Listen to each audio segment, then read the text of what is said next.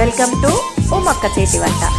ఈరోజు మన ఛానల్లో మీకు చూపించబోయే రెసిపీ గుమగుమలాడే కోడి కుర్మా. చాలా బాగుంటుందండి. మీరు జొన్న రొట్టెలు కానీ, చపాతీలకు కానీ, రైస్లో బగార్ రైస్ కానీ, లేదంటే ఏదైనా జీరా రైస్లో కానీ, ఏదైనా స్పెషల్ రైస్లో కూడా తినొచ్చు. ఇది చూడండి, కొంచెం గ్రేవీ వేసుకుంటేనే అన్నం అంతా తినేయచ్చండి.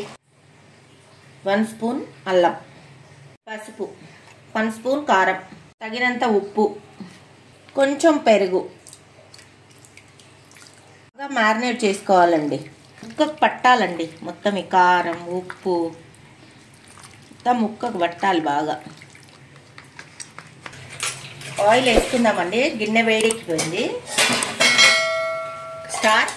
బగారాకు. ఈ ఫ్లేవర్ వస్తుందండి కర్రీకి, మంచి ఫ్లేవర్ వచ్చేస్తుంది అన్నట్టు. ఒక 4 పచ్చిమిరపకాయలు. వెంటనే మనం కొంచెం ఆనియన్స్ ఎక్కువే కట్ చేసుకోవాలండి. నేను 2 ఆనియన్స్ కట్ చేసుకున్నాను.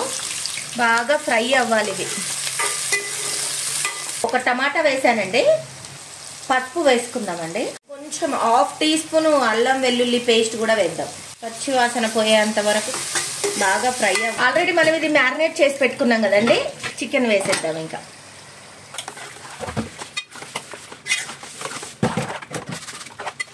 ఒక స్పూన్ ధనియాలండి. ఇవి పువ్వు, ఒక చిన్న 1/2 ఆకు, 4 లవంగా, కొంచెం చెక్క, 1 విలాచి, కొంచెం సాజీరా వేసేసినండి. అందులో కాజు తీసుకున్నాను నేను.